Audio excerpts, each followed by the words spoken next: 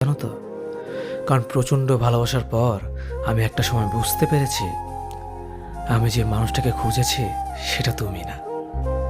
দিনের পর দিন যখন তুমি সুন্দর করে গুছিয়ে খুব সাবলীনভাবে মিথ্যে কথাগুলো বলে যাচ্ছিলে, সত্যি মনে করে বিশ্বাস করে আমার এই মনটি আস্তে আস্তে করে ভেঙে যাচ্ছিল।